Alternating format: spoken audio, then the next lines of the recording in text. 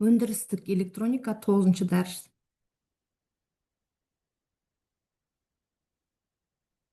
Дәрістің тақырыбы өрістік транзисторлар, өрістік транзисторлардың түрлері, жұмыс принципі және статикалық сипаттамалар, вольт-амперлік сипаттамасы. Дәрістің мақсаты өрістік транзисторлардың құрылымын, жұмыс істеу принципін, түрлерін, статикалық және вольт-амперлік сипаттамаларын терең түсіну. Сонымен қатар олардың практикалық қолдану салаларын қарастыра отырып, өрістік транзисторлардың заманауи электроникадағы маңызын ұғыну. Кіріспе. Өрістік транзисторлар бұл тоқтың басқарылуы электр өрісі арқылы жүзеге асатын жартылай өткізгіш құрылғы. Бұлар биполярлы транзистордың негізгі айырмашылығы басқару тоғы емес, кернеу арқылы жүзеге асады. Сондықтан қуат тұтынуы төмен. Өрістік транзисторлардың түрлері. Өрістік транзисторлар бұл басқару сигналы ретінде тоқ емес, электр өрісі арқылы әрекет ететін құрылғы. Олардың түрлері арнаның құрылымына және басқару әдісіне байланысты екі негізгі топқа бөлеміз. Бірінші топ – каналы бар өрістік транзисторлар. Каналы бар өрістік транзисторларға тоқталатын болсақ, бұл түрдегі транзисторларда өткізгіш арна құрылғының ішіне өріс кезінде алдын ала қалыптасады. Осы арна арқылы негізгі тоқ өтеді. Бірінші канал ол N каналды JFET. Бұл құрылғыда негізгі заряд тасымалдаушылар электрондар. Арна N типті жартылай өткізгіштен тұрады. Қақпа P типті материалдан жасалынып, арнамен PN контакт арқылы байланысады.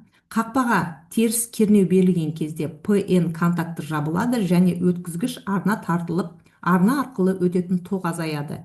Егер қақпа кернеу белгілі бір мәннен төмен түссе, транзистор жабылады. Екінші, P канал JFET. Негізгі заряд тасымалдаушылар тесіктер. Қақпаға оң кернеу берілсе, арна жабыла бастайды. Жұмыс принципі N канал түріне ұқсас, бірақ кернеу мен тоқтың бағыты кері. Артықшылықтарына тоқталсақ, жоғары кіріс кедергісі бар, қарапайым құрылым, күшейткіштерде жиі қолданылады. Келесі өрістік транзисторлардың түрі изоляцияланған қақпалы өріс транзисторлар, MOSFET. MOSFET қазіргі заманға электроника кеңінен қолданылатын өріс транзисторлардың түрі. Оның негізгі ерекшеліктері қақпа мен арна арасындағы изоляция орналасқан. Бұл құрылым кіріс тоғының болмауын және энергияны аз тұтынуға мүмкіндік береді.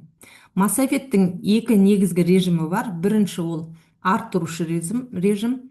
Арна кернеу берілгенде ғана пайда болады.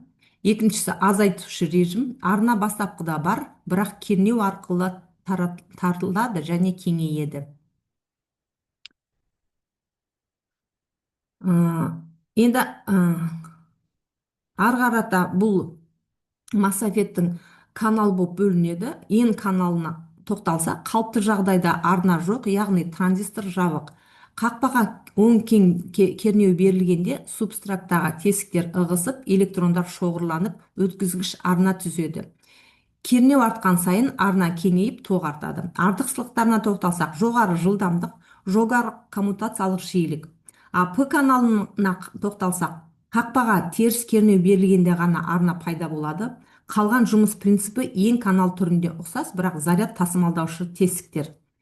N каналдағы MOSFET-тер бұл транзисторда өткізгіш арна бастапқыда бар. Қақпаға теріс кернеу берілсе, электрондар ығысып, арна тартылып, тоқ азаяды. Егер қақпаға оң кернеу берілсе, арна кеңейіп, тоқ артады. P канал бастапқыда арна бар. Қақпаға оң кернеу берілсе, арна тартылып, тоқ азаяды. Теріс кернеу берілсе, арна кеңейіп, тоқ артады.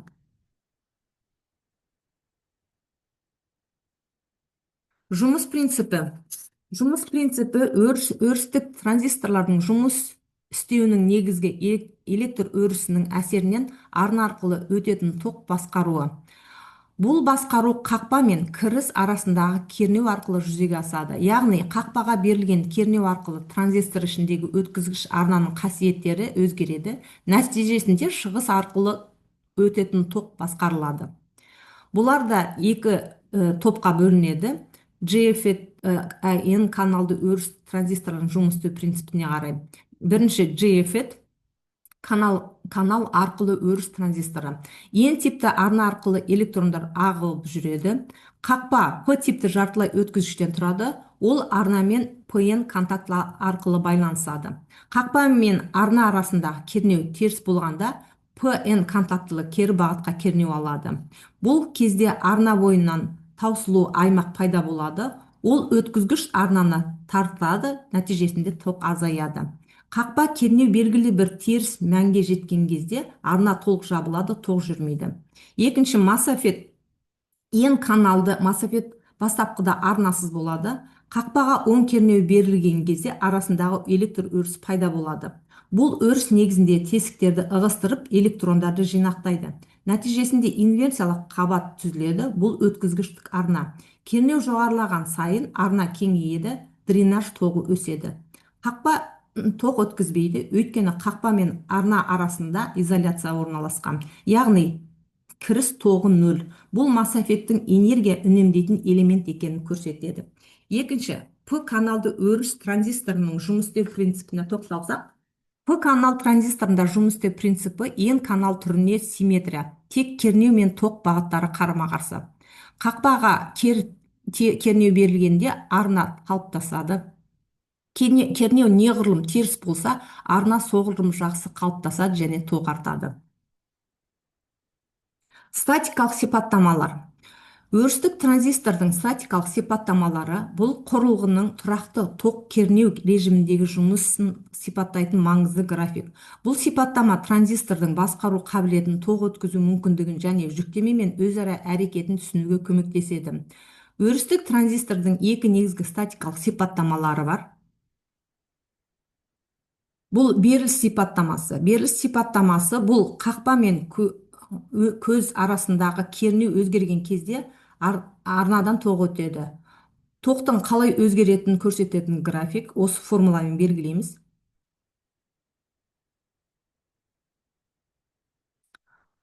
Енді N канал транзисторы үшін қақпа оң кернеу берілгенде арна электрондар саны артады, яғни өткізгіш өседі. Нәтижесінде дренаж тоғы артады. Кернеу белгілі бір шекте мәнге жеткен кезде ток аға бастайды.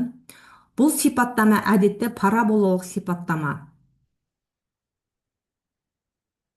Келесі P каналды транзистор үшін қақпаға теріс кернеу берілгенде ток артады. Симметриялы сипаттама, бірақ кернеу мәні теріс. Қолдану маңыздылығына тоқталсақ, бұл сипаттама аналогтық күшейткіштер, аналогтық басқару және тексеру схемаларын жобалау маңызды. Мысалы, беріліс сипаттамасы бойынша кіріс кернеуінің өзгеруімен шығу тоғының өзгерісін байқалуға болады. Шығыс сипаттамасы бұл дренажер көзі арасындағы кернеу өзгерген кезде дренаж тоғының қалай өзгеретінін сипаттаймыз. Бұл осы формуламен сипаттауға болады. Графигі 3 аймаққа бөлінеді. Омикалық аймақ бұл кіші кернеу мәнінде транзистор, резистор сияқты жұмыс істейді. Ток пен кернеу сызықты тәуелді. Бұл режимде транзистор тұрақты резистивті жүктеме ретінде қолданылуы мүмкін. Қанығу аймағына тоқталсақ, кернеу жоғарылағанда ток тұрақты болып қалады.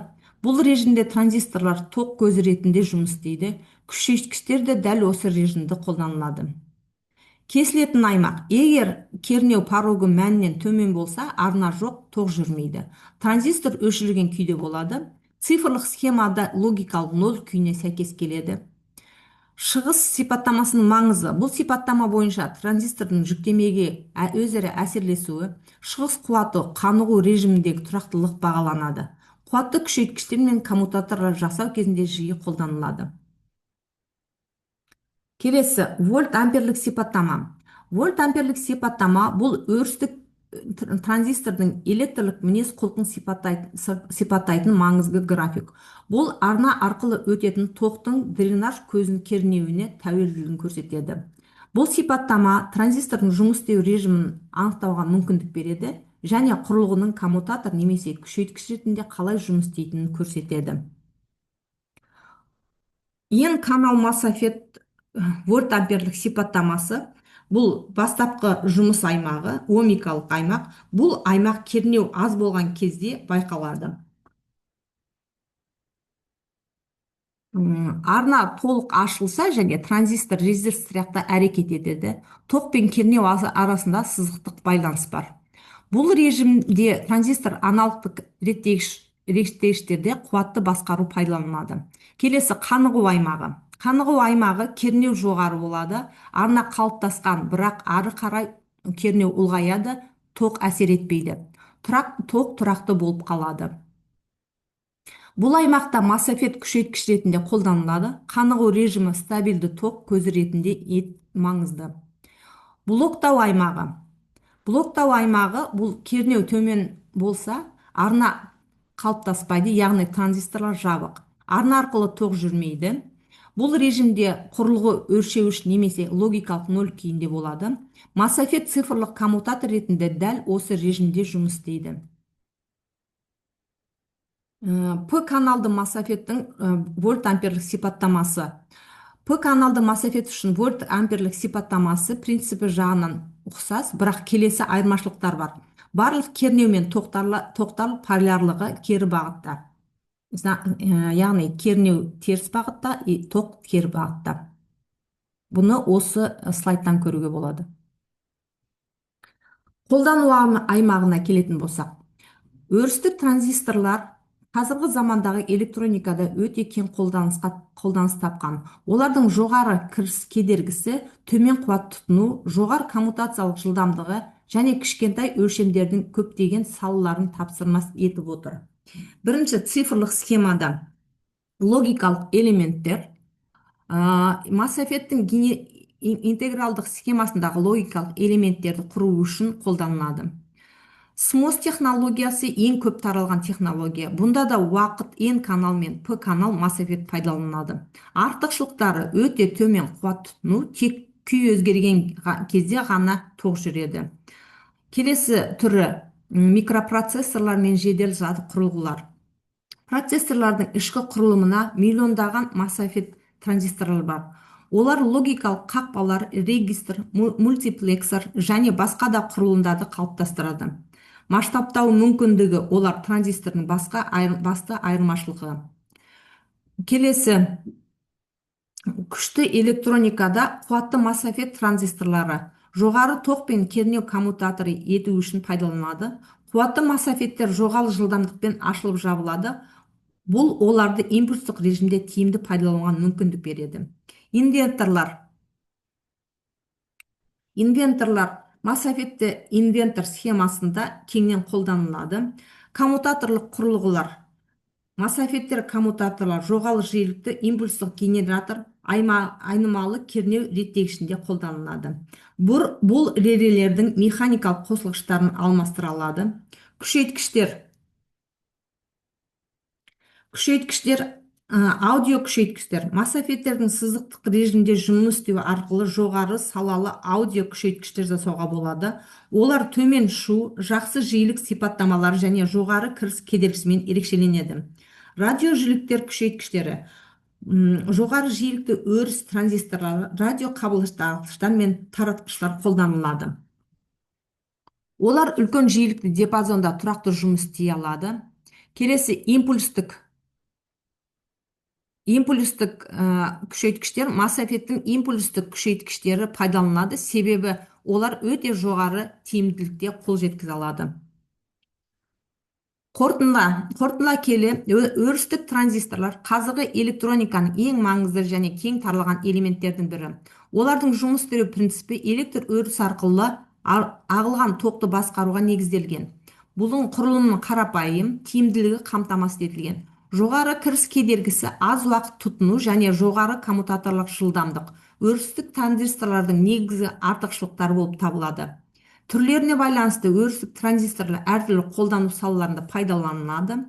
N және P арналы транзисторлар аналогтық күшейткіштер мен басқару тізбектерінде кеңінен қолданады.